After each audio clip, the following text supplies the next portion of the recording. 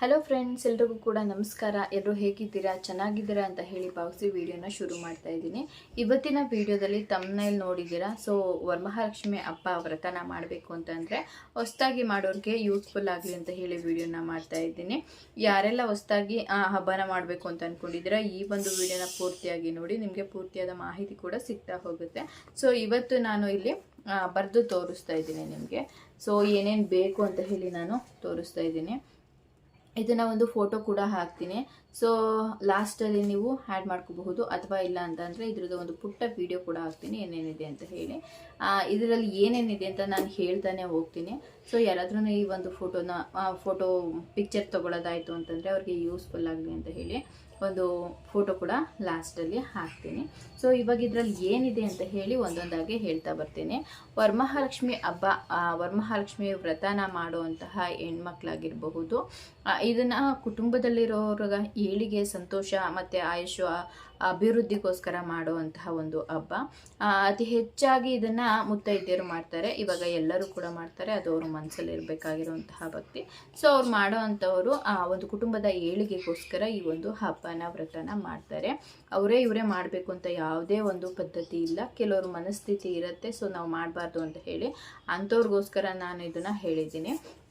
ಇವಾಗ ಪುಟ್ಟದಾಗಿ ಹೇಳ್ಕೊಂಡು ಹೋಗ್ಬಿಡ್ತೀನಿ. ವರಮಹಾಲಕ್ಷ್ಮಿ ಹಬ್ಬನ ಮಾಡಬೇಕು ಅಂತಂದರೆ ಮೊದಲಿಗೆ ನಮ್ಮ ಹತ್ರ ಒಂದು ಫೋಟೋ ಇರಬೇಕು. ವರಮಹಾಲಕ್ಷ್ಮಿ ಲಕ್ಷ್ಮೀ ದೇವಿಯ ಫೋಟೋ ಇರಬೇಕು. ಆ ಫೋಟೋ ಬಂದು ಹಸಿರು ಕಲರ್ ಸೀರೆ ಹುಟ್ಟಿರುವಂತಹ, ಒಂದು ಕೆಂಪು ಕಮಲದ ಮೇಲೆ ಕೂತಿರುವಂತಹ, ಹಾಗೆ ಆ ಕಡೆ ಈ ಕಡೆ ಆನೆಗಳಿರುತ್ತೆ, ಆ ಥರದಂತಹ ಒಂದು ಫೋಟೋನ ತಗೋಬೇಕಾಗಿರುತ್ತೆ. ಸೊ ನಾನು ಕೂಡ ಮೊದಲನೇ ಬಾರಿ ನೋಡೋದ್ರ ಟೈಮಲ್ಲಿ ಆ ಥರ ಫೋಟೋ ಇರಬೇಕು ಅಂತ ಹೇಳಿದರು, ಹಾಗಾಗಿ ನಾನು ಅದೇ ತರಹ ಫೋಟೋನ ತೊಗೊಂಡಿದ್ದೀನಿ.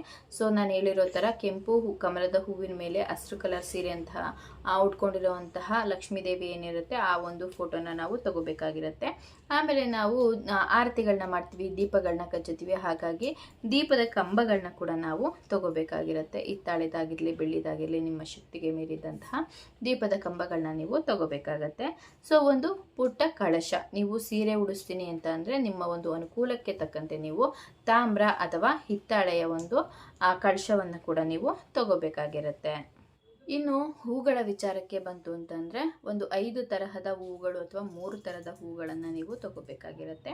ಅದರಲ್ಲಿ ಕೆಂಪು ಮತ್ತು ಬಿಳಿ ಹೂಗಳು ಏನಿರುತ್ತೆ ಅದನ್ನು ನೀವು ಕಡ್ಡಾಯವಾಗಿ ಬಳಸಬೇಕಾಗಿರುತ್ತೆ. ಯಾಕಂದರೆ ಲಕ್ಷ್ಮೀ ದೇವಿಗೆ ಕೆಂಪು ಹೂಗಳು ತುಂಬಾ ಇಷ್ಟ ಆಗುತ್ತೆ. ಬಿಳಿ ಹೂ ಕೂಡ ಎಲ್ಲ ದೇವರಿಗೂ ಕೂಡ ಪ್ರಿಯಕರವಾಗಿರುತ್ತೆ. ಹಾಗಾಗಿ ಕೆಂಪು ಮತ್ತು ಬಿಳಿ ಹೂವು, ಅದರಲ್ಲೂ ಕಮಲದ ಹೂವು ಇರಬೇಕಾಗತ್ತೆ. ತಾಯಿ ಮಹಾಲಕ್ಷ್ಮಿಯವರು ಆ ಕಮಲದ ಮೇಲೇ ಕೂತಿರುವಂತಹ ಭಾವಚಿತ್ರಗಳನ್ನ, ಫೋಟೋಗಳನ್ನ ನೋಡೋದು ಅತಿ ಹೆಚ್ಚು. ಹಾಗಾಗಿ ಅವರಿಗೆ ಕಮಲದ ಹೂ ಪ್ರಿಯ ಅಂತ ಹೇಳಿ ಅದನ್ನು ತಗೋಬೇಕಾಗಿರುತ್ತೆ. ಮತ್ತು ತುಳಸಿ ಮತ್ತು ನಿಮಗೆ ಇಷ್ಟ ಆಗಿರುವಂತಹ ಬಣ್ಣದ ಹೂಗಳು, ಹಾರಗಳು, ಇದನ್ನೆಲ್ಲ ನೀವು ಬಳಸಬಹುದಾಗಿರುತ್ತೆ. ಇನ್ನು ಮನೆ ಅಲಂಕಾರ ಮಾಡಬೇಕು ಅಂತ ಅಂದಾಗ ಮಾವಿನ ತೋರಣ ಬೇಕಾಗಿರುತ್ತೆ, ಬಾಗಿಲಿಗೆ ಹಾಕೋದಕ್ಕೆ, ಹಾಗೆ ದೇವರ ಮನೆ ಬಾಗಿಲಿಗೆ ಹಾಕೋದಕ್ಕೆ ಬೇಕಾಗಿರುತ್ತೆ. ಮತ್ತು ಕಳಶಕ್ಕೆ ಮಾವಿನ ಎಲೆ ಮುಡ್ಸೋರು ಇರ್ತಾರೆ, ಸೊ ಅಂಥವ್ರಿಗೂ ಕೂಡ ಮಾವಿನ ಎಲೆ ಬೇಕಾಗಿರುತ್ತೆ. ಒಂದು ಬಾಳೆಕಂದನ ತಗೋಬೇಕಾಗಿರುತ್ತೆ. ಮತ್ತೊಂದು ಕಬ್ಬಿನ ಒಂದು ಗರಿ ಏನಿರುತ್ತೆ, ಕಡ್ಡಿ ಏನಿರುತ್ತೆ, ಆ ಕಬ್ಬಿನ ಕಂದನ್ನು ಕೂಡ ನಾವು ತಗೋಬೇಕಾಗಿರುತ್ತೆ. ಅಲಂಕಾರಕ್ಕಾಗಿರಬಹುದು ಅಥವಾ ಶಾಸ್ತ್ರಕ್ಕಾಗಿರಬಹುದು ಬಾಳೆಕಂದು ಮತ್ತು ಮಾವಿನ ಎಲೆ ಮುಖ್ಯವಾಗಿರಬೇಕಾಗಿರುತ್ತೆ. ಮತ್ತು ಇನ್ನು ಪೂಜೆಗೆ ಏನೆಲ್ಲ ಬೇಕಾಗುತ್ತೆ ಅಂತ ಹೇಳಿದ್ರೆ ತೆಂಗಿನಕಾಯಿ ಬೇಕು. ಅತಿ ಹೆಚ್ಚಾಗಿ ತೆಂಗಿನಕಾಯಿ ಪೂಜೆಗೆ ಮುಖ್ಯವಾಗಿರುತ್ತೆ. ಯಾಕಂತಂದರೆ ನಾವು ಪೂಜೆ ಮಾಡೋ ಸಮಯದಲ್ಲಿ ತೆಂಗಿನಕಾಯಿನ ಒಡೆದು ಪೂಜೆ ಮಾಡ್ತೀವಿ. ತೆಂಗಿನಕಾಯಿ ಒಡೆದು ಪೂಜೆ ಮಾಡೋದಕ್ಕೆ ಒಂದು, ಕಳಶಕ್ಕಿಡೋದಕ್ಕೆ ಒಂದು, ಆಮೇಲೆ ಮತ್ತೆ ಇನ್ನು ಬಂದಂಥವ್ರಿಗೆ ನಾವು ಮಡ್ಲಕ್ಕಿ ಅಥವಾ ಅರಿಶಿನ ಕುಂಕುಮ ಕೊಡ್ತೀವಿ. ಅದು ನೀವು ಎಷ್ಟು ಜನಕ್ಕೆ ಕೊಡ್ತೀರಾ ಅದ್ರ ಮೇಲೆ ಅಷ್ಟು ತೆಂಗಿನಕಾಯಿಗಳು. ಮತ್ತು ದೇವರಿಗೆ ಮಡ್ಲಕ್ಕಿ ಇಡ್ತೀವಲ್ವ, ಅದಕ್ಕೆ ಜೋಡಿ ತೆಂಗಿನಕಾಯಿ ಅಥವಾ ಒಂದು ತೆಂಗಿನಕಾಯಿನ ಬಳಸಬೇಕಾಗಿರುತ್ತೆ. ಸೊ ಇಷ್ಟಕ್ಕೆ ನೀವು ಲೆಕ್ಕ ಹಾಕಿ ತೆಂಗಿನಕಾಯಿಗಳನ್ನ ತಗೋಬೇಕಾಗತ್ತೆ. ಮತ್ತು ಬಾಳೆಹಣ್ಣು ಕೂಡ ಅರಿಶಿನ ಕುಂಕುಮ ಕೊಡುವಂತಹ ಟೈಮಲ್ಲಿ ಬಳಸ್ತೀವಿ. ಹಾಗೆ ಮತ್ತು ನಾವು ದೇವ್ರ ಮುಂದೆ ಇಟ್ಟು ಪೂಜೆ ಮಾಡೋದಕ್ಕೂ ಕೂಡ ಬಳಸ್ತೀವಿ. ಅದಕ್ಕೆ ನಮಗೆ ಬಾಳೆಹಣ್ಣನ್ನು ತಗೋಬೇಕಾಗಿರುತ್ತೆ. ಮತ್ತು ಹಣ್ಣುಗಳಲ್ಲಿ ಒಂದು 5-6 ಥರದ ಹಣ್ಣುಗಳನ್ನ ಮಿಕ್ಸ್ ಫ್ರೂಟ್ಸ್ ಏನಿರುತ್ತೆ ಅದನ್ನು ತಗೋಬಹುದು. ಮತ್ತು ಅನಾನಸ್ ಹೂಗಳನ್ನ ನಾವು, ಅದು ಅಲಂಕಾರಿಕವಾಗಿ ಬಳಸುವಂತಹ ಒಂದು ಹಣ್ಣು, ಅದು ತಿನ್ನೋದಕ್ಕೂ ಕೂಡ ಬಳಸ್ತಾರೆ. ಸೊ ಅನಾನಸ್ ಒಂದು ಹಣ್ಣನ್ನು ಮುಖ್ಯವಾಗಿ ತಗೊಳ್ಳಿ. ಮತ್ತು ಉಳಿದಂತಹ ಸೇಬಾಗಿರಬಹುದು, ಕಿತ್ತಲೆ, ಮೂಸಂಬಿ ಮತ್ತು ದಾಳಿಂಬೆ, ದ್ರಾಕ್ಷಿಗಳು, ಇದನ್ನು ಕೂಡ ನೀವು ಬಳಸ್ಕೋಬೇಕಾಗುತ್ತೆ. ಮತ್ತು ಮುಖ್ಯವಾಗಿ ಬೇಕಾಗಿರುವಂತಹದ್ದು ಬಳೆ ಮುತ್ತೈದೆಯರಿಗೆ ಕೊಡೋದಕ್ಕೆ ಹಸಿರು ಗಾಜಿನ ಬಳೆಗಳನ್ನ ನೀವು ತಗೋಬೇಕು. ಹಾಗೆ ದೇವರಿಗೂ ಕೂಡ ತೊಡಿಸೋದಕ್ಕೆ, ಆ ದೇವ್ರ ಮುಂದೆ ಇಡೋದಕ್ಕೂ ಕೂಡ ಬಳೆಗಳು ಬೇಕಾಗತ್ತೆ. ಸೀರೆ ನಿಮ್ಮ ಶಕ್ತಿಗೆ ಮೀರಿದ್ದು ಸೀರೆನ ನೀವು ಉಡಿಸ್ತೀವಿ ಅಂತಂದರೆ ತಗೋಬಹುದು. ಇಲ್ಲ ಅಂತಂದರೆ ಮಡ್ಲಕ್ಕಿ ಕೊಡೋ ಇಡ್ತೀವಲ್ವ, ಅದರಲ್ಲೇ ಒಂದು ಬ್ಲೌಸ್ ಪೀಸ್ನ ಇಟ್ಟು ಮಡ್ಲಕ್ಕಿ ಇಟ್ಟಿದ್ರು ಕೂಡ ಆಗುತ್ತೆ. ಅಥವಾ ನೀವು ಚೆನ್ನಾಗಿರೋದೊಂದು ಬ್ಲೌಸ್ ಪೀಸ್ನ ತಗೊಂಡು ಆ ಬ್ಲೌಸ್ ಪೀಸನ್ನೇ ಕಳಶಕ್ಕೆ ಉಡ್ಸು ಕೂಡ ನೀವು ವ್ರತನ ಮಾಡಬಹುದಾಗಿರುತ್ತೆ. ಅದಾದ ನಂತರ ಮಡ್ಲಕ್ಕಿ ಪದಾರ್ಥಗಳು, ನಾವು ಮಡ್ಲಕ್ಕಿಗೆ ಒಂದು ಅಕ್ಕಿನ ಇಡಬೇಕಾಗತ್ತೆ. ಒಂದು 3 ಇಡಿ ಅಥವಾ 5 ಇಡಿ ಅಕ್ಕಿನ ಇಟ್ಟು ಅದ್ರ ಮೇಲೆ ವಿಳ್ಯದೆಲೆ, ಅಡಿಕೆ ಮತ್ತು ₹1 ಕಾಯಿನ್ ಅಥವಾ ನಮ್ಮಲ್ಲಿರುವಂತಹ ಎಷ್ಟು 11, 100 ಈ ರೀತಿಯಾಗಿ ನಾವು ದುಡ್ಡನ್ನು ಇಡಬೇಕಾಗತ್ತೆ. ಮತ್ತು ಬಾಳೆಹಣ್ಣನ್ನು ಇಡಬೇಕಾಗಿರುತ್ತೆ. 2 ಫಲ ಅಂದರೆ ಹಣ್ಣುಗಳನ್ನ ಇಡಬೇಕಾಗುತ್ತೆ. ಮತ್ತು ತೆಂಗಿನಕಾಯಿ ಒಂದಾದರೂ ಇಡ್ಬೋದು, ಅಥವಾ ಜೋಡಿ ತೆಂಗಿನಕಾಯಿನ ಕೂಡ ನೀವು ಮಡ್ಲಕ್ಕಿ ಪದಾರ್ಥಕ್ಕೆ ಇಡಬೇಕಾಗಿರುತ್ತೆ. ಹಾಗೆ ಅರಿಶಿನ ಕುಂಕುಮ, ಅದೇನು ಸೆಟ್ ಬರುತ್ತೆ ಸೆಟ್ ಇಡ್ತೀನಿ ಅಂತಂದ್ರೂ ಓಕೆ. ಇಲ್ಲ ಅಂತಂದರೆ ಅರಿಶಿನ ಕುಂಕುಮ ಬಳೆನ ಇದನ್ನು ನೀವು ಕೈ ಕೊಟ್ಟು ಇದಿಷ್ಟನ್ನು ಕೊಡ್ತೀವಿ ಅಂತಂದರೆ ಜೊತೆಗೆ ಸೇರಿಸಿ ಕೊಡಬಹುದಾಗಿರುತ್ತೆ. ಅದಾದಮೇಲೆ ಅಕ್ಕಿ ಬೇಕಾಗಿರುತ್ತೆ, ಯಾಕಂದರೆ ಕಳಶಕ್ಕೆ ಇಡೋದಕ್ಕೆ ಮಡ್ಲಕ್ಕಿಗೆ ಹಾಕೋದಕ್ಕೆ ಅಕ್ಕಿ ಬೇಕಾಗುತ್ತೆ. ವೀಳ್ಯದೆಲೆ ಮತ್ತು ಅಡಿಕೆ, ಮುತ್ತೈದೆಯರಿಗೆ ಕೊಡೋದಕ್ಕೆ ವೀಳ್ಯದೆಲೆ ಬೇಕೇ ಬೇಕು. ಹಾಗೆ ದೇವ್ರ ಮುಂದೆ ಪೂಜೆಗೂ ಕೂಡ ವೀಳ್ಯದೆಲೆ ಮತ್ತು ಅಡಿಕೆ ಬೇಕಾಗಿರುತ್ತೆ. ಅದನ್ನು ಕೂಡ ನೀವು ನಿಮ್ಮ ಪೂಜೆಗೆ ತಕ್ಕಂತೆ ನೀವು ಎಷ್ಟು ಮುತ್ತೈದೆಯರಿಗೆ ಅರಿಶಿನ ಕುಂಕುಮ ಕೊಡ್ತೀರಾ ಅಥವಾ ಎಷ್ಟು ಜನಗಳಿಗೆ ನೀವು ಕುಂಕುಮ ಕೊಡ್ತೀರಾ ಅದ್ರ ಮೇಲೆ ಅದನ್ನು ತಗೋಬೋದಾಗಿರುತ್ತೆ. ಹಾಗೆ ಅರಿಶಿನ ಕುಂಕುಮ, ಮುಖ್ಯವಾಗಿ ಅರಿಶಿನ ಕುಂಕುಮ ಮತ್ತು ಗಂಧನ ಮಾಡ್ಕೋಬೇಕಾಗತ್ತೆ, ಅಥವಾ ಅಕ್ಷತೆನ ಮಾಡ್ಕೋಬೇಕಾಗಿರುತ್ತೆ. ಅರಿಶಿನ ಕುಂಕುಮನ ನೀವು ತಗೋಬೇಕಾಗತ್ತೆ. ಅದಾದಮೇಲೆ ಕಂಕಣಗಳನ್ನ ಮಾಡ್ಕೋಬೇಕು. ನಾವು ಪೂಜೆಗೆ ಕೂತ್ಕೊಳ್ಳೋ ಅಂಥವ್ರು ಕಂಕಣವನ್ನು ಕಟ್ಕೋಬೇಕಾಗಿರುತ್ತೆ. ಒಂದು ಹಸಿ ನೂಲನ್ನು ತಗೊಂಡು ಅದರಲ್ಲಿ 8 ಅಥವಾ 12 ಗಂಟುಗಳನ್ನು ಹಾಕಿ ಒಂದು ಸೇವಂತಿಗೆ ಹೂವು, ಹಳದಿ ಹೂವನ್ನು ಕಟ್ಟಿ ನಾವು ಕಂಕಣವನ್ನು ಮಾಡ್ಕೋಬೇಕಾಗಿರುತ್ತೆ. ಮನೆಯಲ್ಲಿರೋರಿಗೂ ಕೂಡ ಕಟ್ಟಬಹುದು, ಮಕ್ಕಳಿಗೂ ಕೂಡ ಕಟ್ಟಬಹುದಾಗಿರುತ್ತೆ. ಮತ್ತು ರಂಗೋಲಿ, ಕಳಶ ಇಡೋದಕ್ಕಾಗಲಿ ದೇವ್ರ ಮನೆ ಮುಂದೆ ಬಿಡಿಸೋದಕ್ಕಾಗಲಿ ರಂಗೋಲಿನ ತಗೋಬೇಕಾಗಿರುತ್ತೆ. ಮತ್ತು ಇನ್ನು ದೀಪಗಳನ್ನ ಹಚ್ಚೋದಕ್ಕೆ ನಾವು ಮುಖ್ಯವಾಗಿ ತುಪ್ಪದ ಬತ್ತಿನ ಮಾಡ್ಕೋಬೇಕಾಗಿರುತ್ತೆ. ಅದಾದ ನಂತರ ಕರ್ಪೂರ, ಗಂಧದ ಕಡ್ಡಿ ಮತ್ತು ಧೂಪ ಇದ್ದರೆ ಒಳ್ಳೆಯದು. ಅದು ಒಂಥರ ಒಳ್ಳೆಯ ಒಂದು ಧೂಪ ಪರಿಮಳವನ್ನು ಕೊಡುತ್ತೆ. ಮತ್ತು ಕೆಂಪು ನೀರಿನ ಆರತಿನ ಮಾಡ್ಕೋಬೇಕಾಗಿರುತ್ತೆ. ಪೂಜೆ ಎಲ್ಲ ಮುಗಿದ ನಂತರ ನಾವು ತಾಯಿಗೆ ಏನು ದೃಷ್ಟಿನ ತೆಗಿಬೇಕಾಗಿರುತ್ತೆ, ಅದಕ್ಕೆ ಕೆಂಪು ನೀರಿನ ಆರತಿನ ಮಾಡ್ಕೋಬೇಕಾಗಿರುತ್ತೆ. ಮತ್ತು ನೀವು ನಿಂಬೆಹಣ್ಣಿನ ಆರತಿ ಮತ್ತು ಇನ್ನೊಂದು ಬೆಲ್ಲದ ಆರತಿ, ಇದನ್ನು ಯಾವುದು ಬೇಕಿದ್ರೂ, ಎಳ್ಳು ಬತ್ತಿ ಆರತಿ, ಇದನ್ನು ಯಾವುದು ಬೇಕಿದ್ರೂ ಕೂಡ ನೀವು ಆರತಿನ ಮಾಡಬಹುದಾಗಿರುತ್ತೆ. ಮತ್ತು ಇವಾಗ ದೇವ್ರ ಮುಂದೆ ಅಲಂಕಾರ, ಹೂವಿನ ಅಲಂಕಾರ ಎಲ್ಲ ಮಾಡಿ ಆಯಿತು.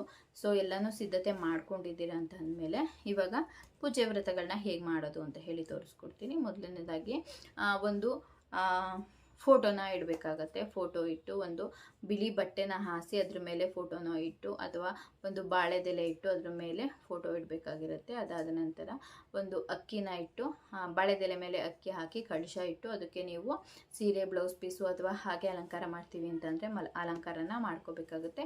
ತೆಂಗಿನಕಾಯಿಗೆ ಅರಿಶಿನ ಹಚ್ಚಿ ಕುಂಕುಮನ ಹಚ್ಚಬೇಕಾಗತ್ತೆ ಕಳಶದಲ್ಲಿ ಕೂರಿಸಿ. ಅದರೊಳಗಡೆ ನೀವು ಎಲೆನ ನಾವು ಸುತ್ತಕ್ಕೂ ಹಾಕಿರ್ತೀವಿ 5 ಅಥವಾ 3, ಅದರೊಳಗಡೆ ಅಡಿಕೆ, ನಿಮ್ಮಲ್ಲಿ ಡ್ರೈ ಫ್ರೂಟ್ಸ್ ಇತ್ತು ಅಂತಂದರೆ ಡ್ರೈ ಫ್ರೂಟ್ಸನ್ನು ಹಾಕಿ ಒಂದು ಕಾಯಿನನ್ನು ಹಾಕಿ ಕಳಶಕ್ಕೆ ಕಾಯಿನ ಕೂರಿಸ್ಬೇಕಾಗತ್ತೆ. ಆ ನಂತರ ನಾವು ದೇವರಿಗೆ ಹೂವುಗಳಿಂದ ಅಲಂಕಾರನ ಮಾಡಬೇಕಾಗುತ್ತೆ. ದೀಪದ ಕಂಬಗಳು, ಬತ್ತಿಗಳು ಇದನ್ನೆಲ್ಲ ಇಟ್ಟು ಅದಾದ ನಂತರ ನಾವು ದೇವರಿಗೆ ಒಂದು 5 ತರಹದ ತಟ್ಟೆ ತುಂಬಿಸ್ಬೇಕಾಗತ್ತೆ. ಅದು ನಿಮ್ಮ ಅನುಕೂಲಕ್ಕೆ ತಕ್ಕಂತೆ ನಾನಿವಾಗ ಹೇಳ್ತಾ ಹೋಗ್ತೀನಿ. ಅದರಲ್ಲಿ ನಿಮ್ಗೆ ಯಾವುದು ಸಾಧ್ಯ ಆಗುತ್ತೆ ಅದನ್ನು ನೀವು ಮಾಡ್ಬೋದಾಗಿರುತ್ತೆ. ಮುಖ್ಯವಾಗಿ ನೀವು ಬಳೆ ಮತ್ತು ಎಲೆ ಅಡಿಕೆ ಅದೆರಡನ್ನು ಒಂದು ತಟ್ಟೆಯಲ್ಲಿ ಇಡಿ, ಒಂದು ತಟ್ಟೆ ಆಗುತ್ತೆ. ಅದಾದಮೇಲೆ ಹಣ್ಣುಗಳನ್ನ ಇಡಿ, ಅದು ಕೂಡ ಒಂದು ತಟ್ಟೆ ಆಗುತ್ತೆ. ಅದಾದಮೇಲೆ ಮಡ್ಲಕ್ಕಿನ ಇಡಿ, ಅದು ಕೂಡ ಒಂದು ತಟ್ಟೆ ಆಗುತ್ತೆ. ಸೊ ಅದಾದ ನಂತರ ಮಿಕ್ಕಿದ್ದಕ್ಕೆ ನೀವು ಸಿಹಿ ತಿಂಡಿಗಳನ್ನು ಇಟ್ಕೋಬೋದಾಗಿರುತ್ತೆ.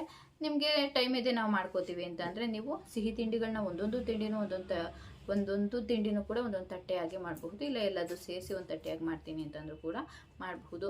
ಸಿಹಿ ತಿಂಡಿಗಳಲ್ಲಿ ಏನೇನು ಮಾಡಬಹುದು ಅಂತಂದರೆ ರವೆ ಉಂಡೆ ಮಾಡಬಹುದು, ಮತ್ತು ಚಕ್ಲಿ ಮಾಡಬಹುದು, ಕರ್ಜಿಕಾಯಿ ಮಾಡಬಹುದು. ಅದಾದ ನಂತರ ನಿಮಗೆ ಒಬ್ಬಟ್ಟು ಮಾಡಬಹುದು. ನಿಮ್ಮ ಕೈಯಲ್ಲಿ ಯಾವುದು ಸಾಧ್ಯ ಆಗುತ್ತೆ ಅದನ್ನು ನೀವು ಮಾಡಬಹುದಾಗಿರುತ್ತೆ. ಇದಿಷ್ಟನ್ನು ದೇವ್ರ ಮುಂದೆ ಇಡಬೇಕಾಗತ್ತೆ.